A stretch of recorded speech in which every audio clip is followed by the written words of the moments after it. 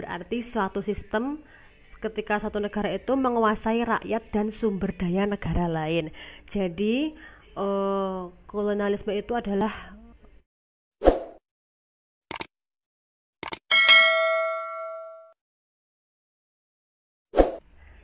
Bismillahirrahmanirrahim. Assalamualaikum warahmatullahi wabarakatuh. Alhamdulillah wa syukurillah. Berjumpa lagi dengan saya yang tentunya untuk kelas 11 sudah tidak asing lagi dan sudah kenal sama saya. Saya adalah pengampu mata pelajaran Sejarah Indonesia kelas 10, 11, dan 12. Oke, sebelum mengawali pembelajaran daring pada kesempatan kali ini, marilah kita awali dengan bacaan basmalah. Bismillahirrahmanirrahim. Semoga ilmu yang akan kita serap menjadi ilmu yang barokah. Amin, amin ya rabbal alamin. Saya ingin terlebih dahulu memaparkan peta konsep mengenai materi-materi yang akan kita pelajari pada bab pertama Sejarah Indonesia kelas 11. Nanti kita akan sering menjumpai kata-kata kolonialisme dan imperialisme. Jadi untuk bab pertama kita akan mempelajari itu, kolonialisme dan imperialisme. Nanti di situ kita akan bahas tentang latar belakang masuknya bangsa Eropa ke Indonesia itu apa saja, terus nanti tentang kekuasaan VOC dan tentang penjajahan pemerintahan Belanda, begitu. Untuk bab kedua kita akan membahas tentang perlawanan bangsa Indonesia terhadap kolonialisme dan imperialisme. Jadi nanti bangsa Indonesia juga perang melawan Portugis dan kongsi dagang VOC serta perang melawan penjajahan kolonial Belanda, begitu. Materi ketiga, bab ketiga kita akan membahas tentang dampak kolonialisme dan imperialisme. Pasti setiap peristiwa itu menimbulkan dampak-dampak yang ditinggalkan. Jadi akan kita bahas dari segi politik pemerintahan, dari segi ekonomi maupun hukum. Lalu ada juga dampak di bidang sosial, budaya maupun pendidikan, begitu. Untuk bab keempat kita akan mempelajari tentang Sumpah Pemuda dan Jati Diri Keindonesiaan. Jadi ada peristiwa Sumpah Pemuda serta penguatan jati diri keindonesiaan. Nanti untuk lebih jelasnya akan kita pelajari, akan saya jelaskan kalau kita sudah menginjak materi tersebut. Ya, langsung saja kita buka halaman 5. Jadi untuk LKS sama semua, saya juga pakai ini. Langsung dibuka nggih. Itu ada gambar-gambar cengkih, ada gambar lada. Itu termasuk dalam rempah-rempah. Apa hubungannya gambar-gambar tersebut dengan materi ini? Mari kita simak. Bab pertama adalah kolonialisme dan imperialisme. Jadi untuk bab ini saya tekankan kepada teman-teman, anak-anak, nanti untuk gimana ya, silahkan mempelajari pelajaran sejarah itu secara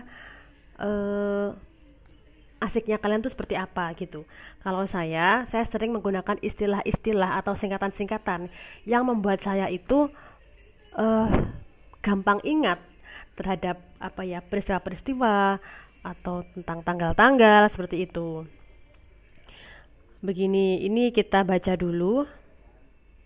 Apa hubungan dari rempah-rempah dan bab 1, begitu. Jadi begini, ada tujuan bangsa-bangsa Eropa itu ke Indonesia.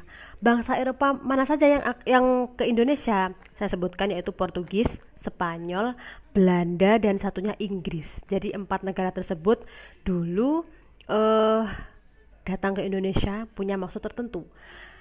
Maksud dan tujuannya itu apa? Yaitu 3G ya, 3G saya tekankan, saya ulangi 3G, 3G, yaitu yang pertama gold, yang kedua glory, dan yang ketiga gospel. Gold yaitu, kalau kalian bisa bahasa Inggris mungkin lebih mudah memahami, golden artinya emas, berarti apa yang dicari? Yaitu keemasan. Keemasan itu apa? Seperti kekayaan, keuntungan, mengumpulkan apa itu barang-barang tambang, itu termasuk dalam gold. Yang kedua, glory. Glory adalah kejayaan. Jadi tujuan bangsa-bangsa tersebut ke Indonesia adalah antara lain juga memburu kejayaan dan kekuasaan. Yang ketiga, gospel. Gospel adalah menjalankan tugas suci untuk menyebarkan agama. Jadi di kepercayaan mereka itu sama seperti kita. Kalau mereka menyebutnya gospel, seperti itu, menyebarkan agama. Kita buka, lanjut. Ini menggunakan apa saja mereka datang ke Indonesia. Kalau dulu memang teknologi belum begitu pesat seperti sekarang ini ya. Jadi otomatis langkah-langkah atau cara mereka ke Indonesia itu dengan melaut, berlayar gitu. Saya minta tolong untuk dibaca pengertian kolonialisme dan imperialisme. Jadi ada itu istilah koloni, itu berasal dari bahasa Latin yaitu kolonia, artinya tanah permukiman atau jajahan. Kalau kolonialisme berarti suatu sistem ketika suatu negara itu menguasai rakyat dan sumber daya negara lain.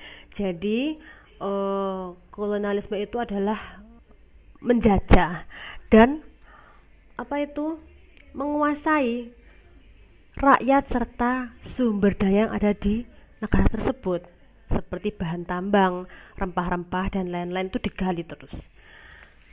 Nah, setelah kata kolonialisme kita langsung ke kata kedua yaitu imperialisme. Ini berasal dari kata imperator yang artinya memerintah. Imperialisme merupakan suatu penjajahan langsung yang dilakukan oleh suatu negara terhadap negara lain. Jadi penjajahan secara langsung. Untuk yang lain mungkin nanti bisa sambil kita baca bersama-sama. Jadi ada 4 tujuan bangsa Eropa menguasai kita itu kenapa? Yang A, untuk dapat menguasai perdagangan rempah-rempah langsung dari daerah sumbernya. Jadi yang disasar adalah rempah-rempah tadi. Apa saja yang termasuk rempah-rempah yang Putri harus tahu, yaitu antara lain cengkeh, lada, pala, terus apalagi coba. Jadi ada 3 yang biasa kita dengar-dengar, kita di SD pun sudah kalian terima. 3 rempah itu dikenal sangat banyak disukai oleh bangsa-bangsa Eropa untuk dipasarkan ke negara lain. Yang kedua, untuk menguasai wilayah strategis untuk perdagangan dan basis militer. Jadi Indonesia itu terkenal dengan wilayahnya yang sangat strategis, begitu. Yang ketiga, mengeruk sebanyak mungkin kekayaan sumber daya alam suatu wilayah. Jadi Indonesia itu sangat kaya akan sumber daya alamnya. Begitu ya. Itu sudah dari dulu terkenal seperti itu.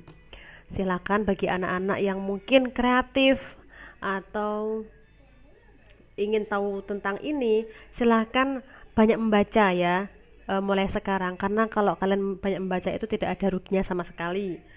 Yang keempat, ikut campur tangan dalam urusan politik suatu wilayah. Otomatis jika suatu negara itu menjajah negara lain, dia juga akan mencampuri urusan politiknya. Jadi untuk modus-modus tertentu. Ya, bentar nggih. Mungkin cukup sekian penjelasan dari saya. Kita akan bahas pembahasan yang lain di waktu-waktu yang lain. Saya akhiri, cukup sekian.